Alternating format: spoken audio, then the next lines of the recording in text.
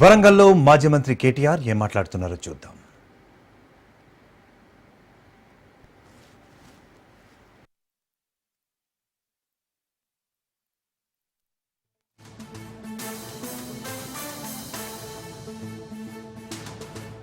Parliament election ముందు ఒక తాప, ఇప్పుడు మళ్ళీ పంచాయతీ ఎన్నికలు వస్తున్నాయి కాబట్టి డబ్బల ఓట్లు కావాలి కాబట్టి ఇంకొక తాప ఇప్పుడు వేసిండు. వేసి మళ్ళీ ఏమంటుండు, దానికి కూడా ఇక నా పాటి పని ఎవ్వడు చేయలేదు ఈ దేశంలో, ఇక పోయి సంబరాలు చేసుకోపోయి రైతులందరూ. ఏమిటికి సంబరం? నువ్వు ఇస్తానన్న బోనస్ ఎగ్గొట్టినందుక, యూరియా బస్తాల కోసం లైన్లలో నిలబెడుతున్నందుక, లేకపోతే 15,000 ఇస్తా అని చెప్పి కటింగులు పెట్టి 12,000 ఇచ్చి దానికే పోజులు కొడుతున్నందుక? దేనికి చేసుకోవాలి సంబరము? కేసీఆర్ ఉన్నప్పుడు కరెంటు టైంకి వస్తుండే, కేసీఆర్ ఉన్నప్పుడు ఎరువులు టైంకి వస్తుండే, కేసీఆర్ ఉన్నప్పుడు పంటకు పెట్టుబడి టైంకి వస్తుండే, పంటలు మంచిగా వండితే బ్రహ్మాండంగా కొనుగోలు కూడా టైంకి అవుతుండే, పైసలు కూడా టైంకి పడుతుండే. ఇలా ఉన్నదా పరిస్థితి? పట్టించుకున్నట్టు ఉన్నాడా? ఇక్కడికి వచ్చేటప్పుడు పరకాలు లాగిన నేను, పరకాలలో మన మాజీ ఎమ్మెల్యే ధర్మారెడ్డి గారు ఒక మీటింగ్ పెట్టిండు. ఆ మీటింగ్లో చెప్తాండు, సంగెం మండలంలో నల్లబెల్లి అనే ఊరుందట. ఆ ఊళ్ళే ఒక మహిళా రైతు, భర్త ఎక్కడో బొంబాయిలో పనిచేస్తాడు, కొడుకు హైదరాబాద్లో ఉద్యోగం చేస్తాడట. కానీ 3 ఆధార్ కార్డులు ఉన్నాయి. ఆమె రైతు, ఆడబిడ్డ రైతు, పొలం ఉన్నది, 1 ఎకరమో 2 ఎకరాలు ఉన్నది. యూరియా బస్తాలు కావాలి, దుకాణం కాడికి పోయింది. పోతే దుకాణపోటు చెప్పిండట, ఒక్క ఆధార్ కార్డు మీద ఒకటే బస్తా అని చెప్పిండట ఎకరానికి. ఏం చేయాలి మరి? 3 బస్తాలు కావాలి. ఏం చేయాలని చెప్పి ఇంటికి పోయి కొడుకు ఆధార్ కార్డు, భర్త ఆధార్ కార్డు, ఆమె ఆధార్ కార్డు 3 పట్టుకొచ్చి ఆ దుకాణపోనికి ఇచ్చింది. ఇచ్చి 3 బస్తాలు కొంటపోయింది. కొంటపోతే ఏమైంది ఎరికేనా?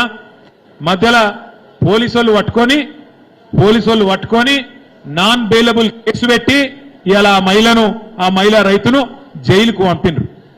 ఇదేనా ప్రభుత్వాన్ని నడిపే పద్ధతి? ఎరువులు ఇస్తే దానికోసం యుద్ధాలు, ఎరువు కావాలంటే యుద్ధం.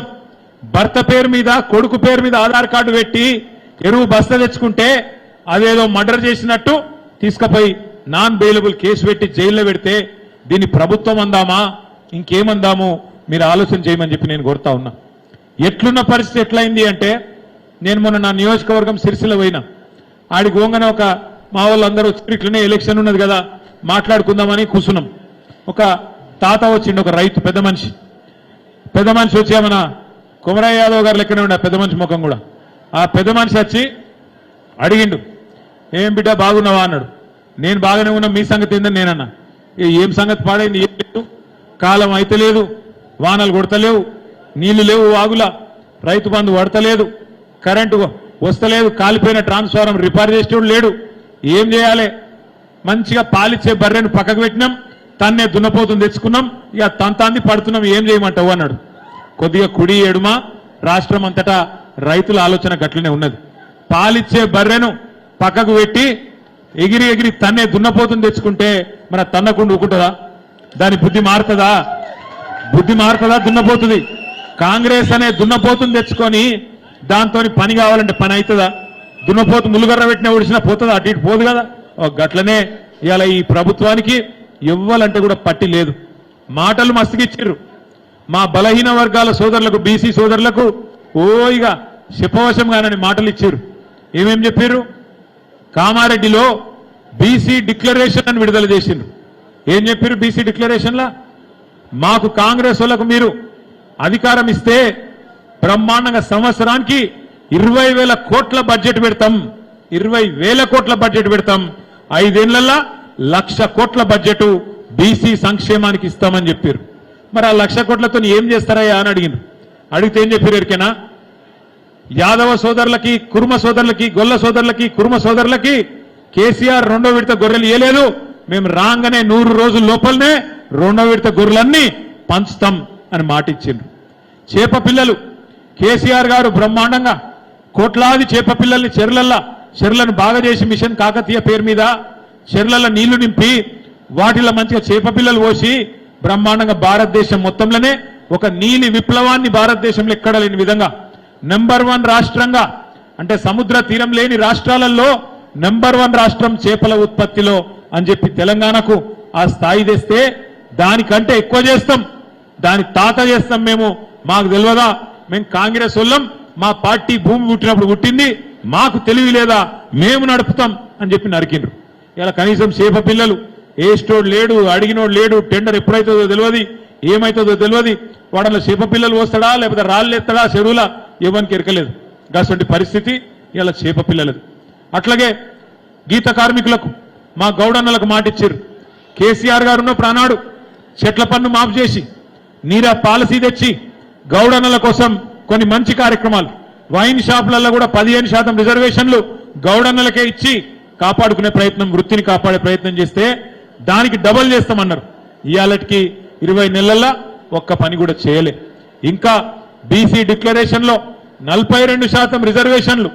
ఏమిట్లా ఒక్క జెడ్పీటీసీ ఎంపీటీసీల కాదు, ప్రభుత్వ కాంట్రాక్ట్లలో మొత్తంలా 42% ఇస్తాం బీసీలకు.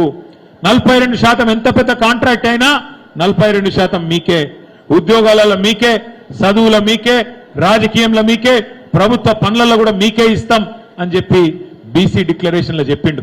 20 నెలల 20,000 కోట్ల బడ్జెట్ ఎక్కడో పోయింది. 2 సంవత్సరాలు కలిపితే కూడా 20,000 కోట్లు నిండుతలేదు. సంవత్సరానికి 20,000 కోట్లు అన్నోడు 2 బడ్జెట్లు పెడితే కూడా కలిపి కూడా 20,000 కోట్లు కాలే. ఇక మాటలు మాత్రం పెద్ద పెద్ద మాటలు. గమ్మత్ ఏంటంటే ఇవాళ రేవంత్ రెడ్డిని కానీ ఇక్కడ ఉన్న మీ కాంగ్రెస్ ఎమ్మెల్యేని కానీ ఏమైనా మరి బాగా నరికితిరి కదా, అరిచేతుల స్వర్గం చూపెడుతుంది కదా, మా ఆడబిడ్డలు ఇక్కడనే ఉన్నారు, మీకు చెప్పినరా లేదా? ఏం చెప్పిరు మీకు? అత్తకు 4,000, కోడలకు అత్తకు 4,000, కోడలకి ఎన్ని? 2,500 ఇస్తా అన్నాడా? పడ్డా మరి 2,500 పడలే. అత్తకు 4,000 వచ్చినాయా? అత్తకే కాదు తాతకు కూడా ఇస్తా అన్నాడు 4,000. కేసీఆర్ ఇంట్లో ఒక్కరికే ఇస్తుండు, నేను ఇద్దరికి ఇస్తా అన్నాడు, వచ్చినాయా? మరి 100 రోజుల్లో ఇస్తా అన్నాడు, ఇచ్చిండా?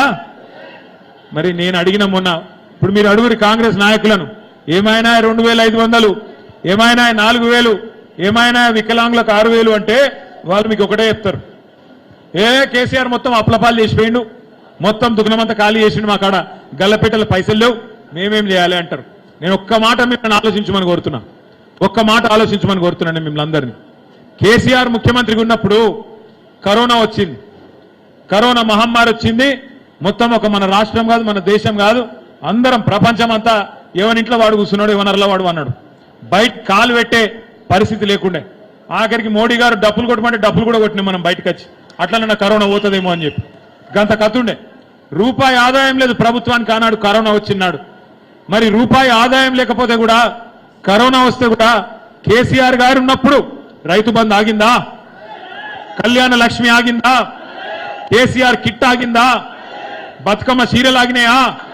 ముసలోళ్ళ పెన్షన్లు ఆగినాయా? గ్రామ పంచాయతీ సిబ్బంది జీతాలు ఆగినాయా? రైతు కొనుగోలు ఆగినాయా? మరి అందుకే నేను ఏం చెప్తున్నా అంటే, రూపాయి ఆదాయం లేకపోయినా కేసీఆర్ ఏమో 2,000 పెన్షన్లు ఇచ్చిండు, రూపాయి ఆదాయం లేకపోయినా మంచిగా టెన్షన్గా 10,000 రూపాయలు రైతు బంధు చేసిండు, రూపాయి ఆదాయం లేకపోయినా 14-15 లక్షల మందికి కేసీఆర్ కిట్లు ఇచ్చిండు, రూపాయి ఆదాయం లేకపోయినా ఆడపిల్లలు లగ్గం చేసుకుంటే 1,00,000 రూపాయలు 15 లక్షల మందికి ఇచ్చిండు. అంటే దీన్ని బట్టి మీకు ఏమర్థం కావాలి? అక్కడ ఉండాల్సింది గల్లపెట్టెల పైసలు కాదు, నడిపెట్టోడు మొగోడు అయితే, నడిపెట్టోనికి దమ్ముంటే సంపద పుట్టించే దమ్ముంటే పని అవుతుంది. అంతేగాని అటు ఇటు కాని వాళ్ళు నడిపితే గిట్లే ఉంటుంది, అటు ఇటు కాని వాళ్ళు నడిపితే రాష్ట్రాన్ని గిట్లనే ఉంటుంది. నేను అందుకే అంటున్నా, ఈ నడిపెట్టోళ్ళకి ఇవాళ శాతగానోళ్ళు మరి ఎందుకు నరికిండ్రు ఆ రోజు? మీరు ఆ రోజు అడిగిండ్రు ఇదే బట్టి విక్రమార్క గారిని, ఇదే రేవంత్ రెడ్డి గారిని, మీరు బాగా నరుకుతున్నారు కదా, మరి ఏం సంగతి? మరి పైసలు ఏడికెళ్ళి తెస్తారు? మీరు చెప్పే మాటలేమో పేదగా ఉన్నాయి, మరి ఏడికెళ్ళి వెళ్తాయి పైసలు అంటే, మాకు తెలియదా? మేము కాంగ్రెస్ వాళ్ళం, మా చరిత్ర 135 ఏళ్ళు, మాకు బాగా తెలివి ఉంటుంది, మేము ఒక్కొక్కరం ఆకారాలు గిత పొడుగున్నాం, గత పొడుగున్నాం, మాకు తెలియదా? ఇంకా పక్క పలసటోడు కేసీఆర్ చేసాడు, మేము చేయమా అని చెప్పి ఆ రోజేమో నీలిగిరు బాగా. మరి ఇవాళ ఏం పుట్టింది రోగం అంటే, మా కాడేమున్నదే, లంకె బిందెలు ఉంటాయనుకొని వచ్చినాము, లంకె బిందెలు లేవు, లంకె బిందెలు అట లేవట. నాకు తెలిసి భారతదేశానికి స్వాతంత్రం వచ్చిన తర్వాత ఇంత ఇజ్జత్ లేని ముఖ్యమంత్రి అయితే వాడు పుట్టలే ఇప్పటి వరకు. ఎట్లా అంటావా? ఎవడన్నా ముఖ్యమంత్రి ఎవడన్నా ఇప్పుడు మా రమేష్ ఉన్నాడు తమ్ముడు, ఇప్పుడు రమేష్ ఏమైనా పైసలు ఉన్నాయో లేవో నాకే దొరకలేవు, కానీ లోపల బనీన్కు పొక్కలున్నా మీదికే లంగి మాత్రం జోరుదారేసుకొని మాకేంద్రా అనే అంటాడు రమేష్ కూడా. ఎవరైనా గంతే, కాదు కాదు కాదు ఎవరమైనా గంతే షాన్ మే ఫరక్ నీ ఆనా ఊపర్ షేర్వాని అందరు పరేషాని ఉన్నా పైకి మాత్రం మధ్య దండిగా ఉండాలి. కానీ ఎవడన్నా ముఖ్యమంత్రి భారతదేశంలో నేను ఢిల్లీ పోతున్నాను కలుస్తలేరు, నేను అపాయింట్మెంట్ అడితే వీడు చెప్పులు ఎత్తుకపోతాడేమో అని చెప్పి నాకు అపాయింట్మెంట్ ఇస్తలేరు ఎవడన్నా అంటాడు. ఉద్యోగులు ఏమయ్యా ముఖ్యమంత్రి నువ్వే చెప్తావు కదా డిఏలు ఇస్తా అని చెప్తావు కదా, జీతం పెంచుతా అని చెప్తావు కదా, ఎప్పుడు పెంచుతావురా నాయన అంటే ఏం చేస్తారా మీరు నన్ను కోసుక తింటారా ఎవడన్నా అంటాడా ముఖ్యమంత్రి? చెప్పులు ఎత్తుకపోతారు అంటాడా, లంకె బిందెలు అంటాడా, నన్ను కోసుక తింటారా అంటాడా ముఖ్యమంత్రి ఎవడన్నా? గిసంటి ముఖ్యమంత్రి మన కర్మగాలి మనకు దొరికిండు. కానీ ఒకటి మాత్రం పక్క, కొంతమంది నేను మొన్న మధ్యన హైదరాబాద్లో ఎక్కడో ఒక్కడికి వెళ్ళి ఒక్కడికి పోతుంటే సిగ్నల్ కాడ సిగ్నల్ పడ్డది, కారు ఆపిన. పక్కకు ఒక ఆయనతో ఆటో డ్రైవర్ వచ్చిండు. ఆటో డ్రైవర్ ఆయన పాపం ముస్లిం ఆయన మహమూద్. ఆయన ఏమన్నాడు, బాయ్ కైసే అన్నాడు. మంచిగానే ఉన్నా అన్న. మీరెట్లున్నారని నేను అడిగిన. క్యా బోల్నా సబ్ బర్బాద్ హో గయా అన్నాడు. ఆగిపోయిన ఆటో డ్రైవర్ల బతుకు ఏం చేయాలో వీడు వచ్చినాక గందరగోళమే ఉంది అన్నాడు. మరి ఏం చేయాలి అని నేనన్నా. అంటే ఏమన్నా కొంచెం తర్కీబ్ దేకో నా సాబ్ అంటాడు. తర్కీబ్ అంటే ఏమెరికేనా, ఏమన్నా ఉపాయం లేదా సార్ మీ నిలబడుతుంది అంటుండు. అంటే నేనన్నా ఏ ఉపాయం లేదు, ఒక ఓటుతో మీకు 5 ఏళ్ళ అపాయం వచ్చింది, నాకాడ ఏం ఉపాయం లేదు. ఒక ఓటు వేసిర్రు 5 ఏళ్ళ శిక్ష తప్పది, 5 ఏళ్ళు శిక్ష తప్పది. భూపాలపల్లిలో గింత మంచి రమణారెడ్డిని పక్కకు పెట్టిర్రు, గాయన ఎవరో తెచ్చుకుంటారు. ఏదో 4 సార్లు ఏడ్చిండు అనుకుంటే ఓడిపోయిండు అనుకుంటే ఆయన గుద్దితిరి, ఇక మంచోడిని ఓగొట్టుకుంటారు, తన్నే దున్నపోతుంది తెచ్చుకుంటారు. ఇప్పుడు ఏం చేయాలి మరి? ఆ దున్నపోతుంది తెచ్చుకున్నాక తన్న కూకుంటుందా? పోలీస్ కేసులు పెట్టదా? దున్నపోతు మరి పెడుతుంది కదా, పెడుతుంది. పెట్టినాక మా తమ్ముళ్ళు అంటారు ఆడిడ పోతే, అనా వాడు పోలీసు వాడే గుర్తుండే నీలుగుతున్నాయి అంటారు. ఇక పోలీసు వాళ్ళు మీకు తెలుసు కదా ఎట్లుంటారో, ఒకటే తీరుంటుంది పోలీసు వాళ్ళు. ప్రభుత్వం ఎటుంటే గట్టే ఉంటారు వాళ్ళు. నేను అందుకే మీ అందరికి ఒకటే చెప్తున్నా, ఇవన్నిటికీ ఉపాయం ఒకటే ఒకటి ఉన్నది. మనం ఎక్కతక్క తిట్టే అక్కర్లేదు, కొట్టే అక్కర్లేదు, బూతులు మాట్లాడే అక్కర్లేదు, రేవంత్ రెడ్డి లెక్క పేగులు మెడలు వేసుకొని తిరిగే అవసరం అంతకంటే లేదు. గుడ్లువికి గోటీలు ఆడతా మెడల పేగులు వేసుకుంటా అని పనికి మాలిన బాలకృష్ణ డైలాగులు కొట్టే సినిమాల డైలాగులు కొట్టే అవసరం అంతకంటే లేదు. ఒకటే ఒక్క మాట, మనం చేయవలసిన పని ఒక్కటే ఒక్కటి. ఏమిటిది అంటే, మీరందరూ రేపు మళ్ళా జెడ్పీటీసీ ఎలక్షన్ వస్తుంది, ఎంపీటీసీ ఎలక్షన్ వస్తుంది, సర్పంచ్ ఎలక్షన్ వస్తుంది. అలా మీరు చేయవలసిన పని ఒక్కటే ఒకటి. మళ్ళా కాంగ్రెస్ వాళ్ళు వస్తారు, ఏమని అమ్మ అంటారు, అయ్య అంటారు, అక్క అంటారు, చెల్లె అంటారు, వదినే అంటారు, తమ్మి అంటారు, అల్లుడు అంటారు, బామ్మర్ది అంటారు, రకరకాల వరుసలు కలుపుతారు. నీకు వస్తూనే ఉన్నది పెన్షన్, ఎల్లుండే వస్తుంది పెన్షన్, నీది 4000 వస్తూనే ఉన్నది, 15,000 రైతు బంధు తన్నుకొని వస్తుంది, వెనకెళ్ళి తులం బంగారం మురికేస్తుంది, నీకు అన్ని వస్తాయి, నువ్వు ఆగు ఒక్క ఓటేయి అని చెప్పి మళ్ళా మోసం చేసే ప్రయత్నం చేస్తారు. ఒక్కసారి మోసపోతే అది మనం మోసం చేసినోని తప్పు అవుతుంది. ఒకసారి మోసం జరిగితే మోసం చేసినోని తప్పు. కానీ రెండోసారి కూడా వాని చేతుల్నే మోసపోతే ఈసారి తప్పు మనదైతుంది, వాళ్ళది కాదు. దయచేసి మీరు యాద పెట్టుకోండి. ఇవాళ ఎగిరెగిరి పడుతున్న పోలీస్ ఆఫీసర్లు, ఎగిరెగిరి పడుతున్న కాంగ్రెస్ కార్యకర్తల కంటే ఎక్కువ తక్కువ పనిచేస్తున్న అధికారులు, వాళ్ళందరికీ బుద్ధి రావాలంటే, మీ తోవలకు రావాలంటే ఒకటే మందు. మీరు మళ్ళా రేపు మొగుళ్లపల్లి మండలం జెడ్పీటీసీ, ఎంపీటీసీ, సర్పంచ్ గుద్ది గెలిపిండ్రి, ఎట్లా మళ్ళా మీ చుట్టూ తిరగరు నేను చూస్తా. మీ చుట్టే తిరుగుతుంది రాజకీయం అంతా. మళ్ళా ప్రజాస్వామ్యంలా ప్రజల శక్తికి మించిన శక్తి లేదు. ఇలా బీసీలకు చేసిన ద్రోహానికి మా బీసీ సోదరులు మరలబడాలి, కొట్లాడాలి, ప్రభుత్వానికి వ్యతిరేకంగా తీర్పు ఇయ్యాలి. మా రైతులకు చేసిన మోసానికి రైతు బిడ్డలు మనందరం మరలబడాలి, తప్పకుండా కాంగ్రెస్ వాళ్ళని గల్లబట్టి అడగాలి. ఆడబిడ్డలకు చేసిన మోసానికి ఆడబిడ్డలు బదులా తీర్చుకోవాలి, కర్రు కాల్చి వాత పెట్టాలి. 2 లక్షల ఉద్యోగాలని చెప్పి పిల్లలకు చేసిన మోసానికి పిల్లలు కూడా ఖచ్చితంగా ఓటు హక్కున్న ప్రతి తమ్ముడు, ప్రతి చెల్లె మీరు కూడా బదులా తీర్చుకోవాలి. ఇక ముసలోళ్ళు అయితే 4000 పెన్షన్ అని చెప్పి మోసపోయిన మా అవ్వ కనబడుతుంది అక్కడ. ఆ అవ్వను అడుగుతున్నా నిన్ను, ఒక నీలం రంగు చీర అవ్వ, నువ్వే ఏం పేరు? అమ్మ పేరు అడుగు. ఏం పేరు? మల్లమ్మ. నీ ఓటు అడిగేతానికి వచ్చిందనుకో కాంగ్రెస్ వాడు, ఇంట్లో కట్టే ఉంటుంది కదా, దొడ్డు కట్టే. ఇక ఏపీ సీఎం చంద్రబాబు సింగపూర్లో ప్రసంగించారు. ఏం మాట్లాడారో లైవ్ చూద్దాం. Honourable minister for industries Shri Bharat గారు, chairman AP NRT Ravi Vemuru గారు, ఈరోజు ఉదయం నుంచి చూస్తున్నా. నేను చాలాసార్లు సింగపూర్కు వచ్చాను, కానీ ఈసారి ఎంత ఉత్సాహంగా ఉన్నారంటే నా జీవితంలో ఎప్పుడూ సింగపూర్లో చూడలేదు, అంత ఉత్సాహంగా ఉన్నారు.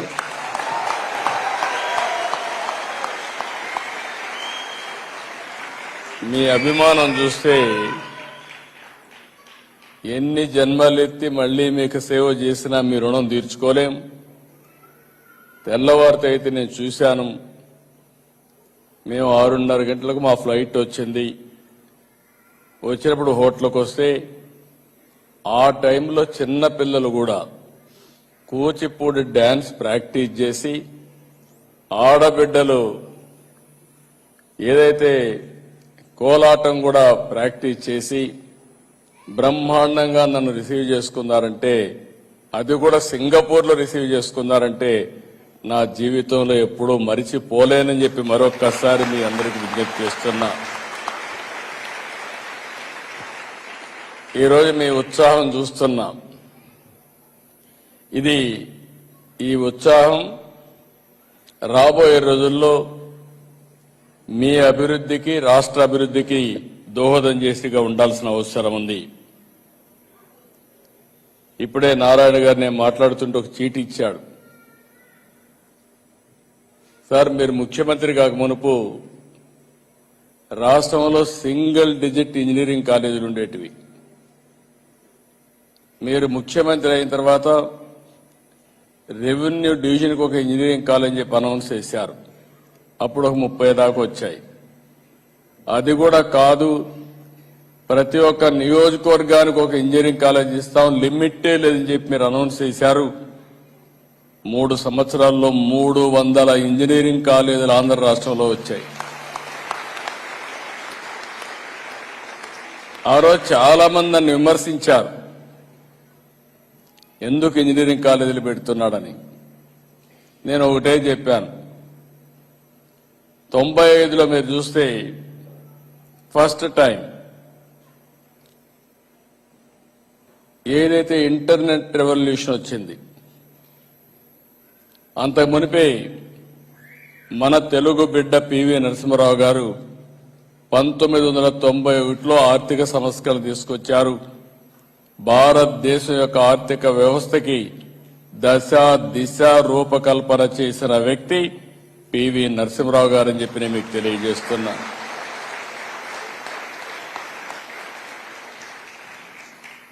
ఏదైతే మిడ్ 90s లో 95 ఆ ప్రాంతంలో ఈ ఇంటర్నెట్ రెవల్యూషన్ వస్తానే నాకు ఒక ఆలోచన వచ్చింది. ఓసారి కొంతమంది కొన్ని ఇంట్యూషన్లు ఉంటాయి, అదే విజన్ అంటాం. భవిష్యత్ అంతా ఇన్ఫర్మేషన్ టెక్నాలజీకి ఉంటుంది, నాలెడ్జ్ ఎకానమీకి ఉంటుంది. తెలుగు జాతి నాలెడ్జ్ ఎకానమీలో అగ్రస్థానంలో ఉండాలంటే ఇన్ఫర్మేషన్ టెక్నాలజీ ప్రమోట్ చేయాలని చెప్పి ఆలోచించాను. దాని పర్యవసానమే సింగపూర్ లాంటి దేశంలో ఇన్ని వేల మంది తెలుగు వాళ్ళు ఉన్నారంటే, అది కూడా నాలెడ్జ్ ఎకానమీలో.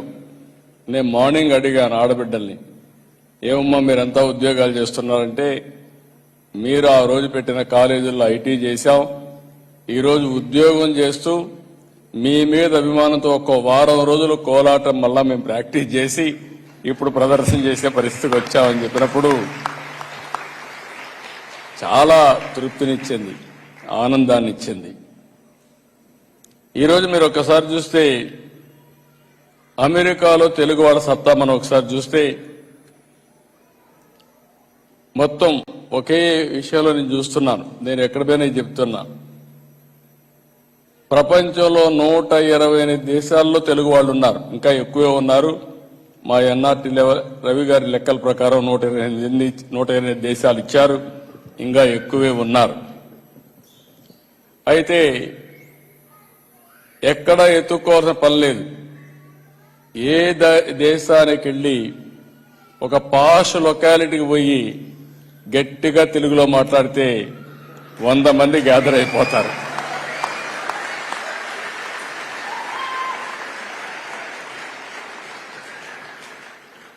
ఇది చూసినప్పుడు దీనికంటే ఏం కావాలి ఆనందం అని అడుగుతున్నా. ఒక పబ్లిక్ పాలసీ, ఒక విధానం మనం తీసుకురాగలిగితే ఎన్నో డికేడ్స్ కాదు, కొన్ని సంవత్సరాల్లోనే ఇది వాస్తవ రూపం దాల్చే పరిస్థితి వస్తుంది.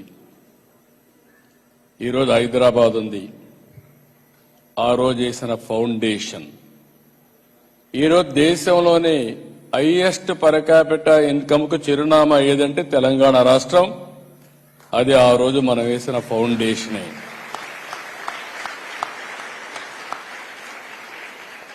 ఇప్పుడే నేను సింగపూర్ దేశానికి వచ్చాం. ఈరోజు వాళ్ళు 60వ స్వాతంత్ర దినాన్ని జరుపుకుంటున్నారు. ఈ సంవత్సరం 60 ఏళ్లే.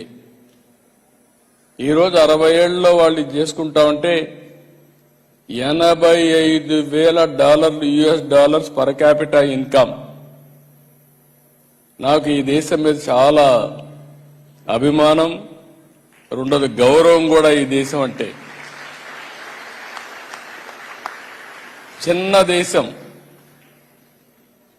ఒక ఫిషర్మెన్ విలేజ్,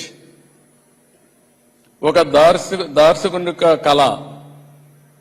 మలేషియాతో ఉంటే 2 దేశాలు కూడా ఇప్పుడు కూడా కలిసి పనిచేసుకుంటున్నారు. కానీ వీళ్ళు లాభం లేదని బయట బొమ్మంటే బయట వచ్చి ప్రపంచంలోనే ఒక గౌరవప్రదమైన దేశంగా తయారు చేశారంటే అది ఒక వ్యక్తి సాధించిన ఫౌండేషన్ వేసిన విధానం అని చెప్పి నేను మీకు తెలియజేస్తున్నా. ఒక నీతి, నిజాయితీ. ఓసారి అనిపిస్తుంది, నిన్నే గవర్నర్ అయ్యాడు అశోక్ గజపతిరాజు గారు. ఆయన ఫైనాన్స్ మినిస్టర్గా ఉండేవాడు. నేను ఫస్ట్ డెలిగేషన్లో ఆయన తీసుకుని ఇక్కడికి వచ్చాను. ఆయనకు సిగరెట్లు తాగడం సరదా, తాగతానే ఉండేవాడు సిగరెట్లు. నేను ఎప్పుడు అనేవాడు, నువ్వు ఈ సిగరెట్ మానవయ్యా, లేకపోతే నీ ఆరోగ్యం పోతుంది, కొంచెం కంట్రోల్ చేసుకోమని చెప్పేవాడిని. సింపుల్ మ్యాన్, సిగరెట్లు తాగేవాడు.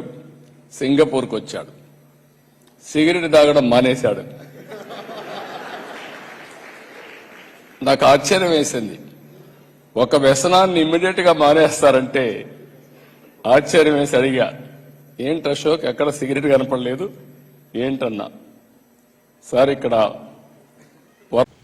ఇక సీఎం రమేష్ వ్యాఖ్యలపై బండి సంజయ్ స్పందించారు. బీఆర్ఎస్ పూర్తిగా అవినీతిలో కూరుకుపోయింది అన్నారు. పార్టీ నడిపే పరిస్థితి లేకనే బీజేపీలో విలీనం చేస్తా అన్నారు బండి సంజయ్. ఆయన ఏం మాట్లాడారో ఒకసారి లైవ్ లో చూద్దాం.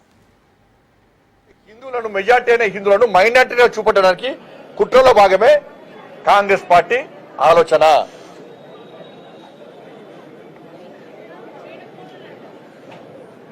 ఇదే కదా పరిస్థితి ఇవాళ. మేము మొదటి నుంచి మా లైన్ క్లియర్.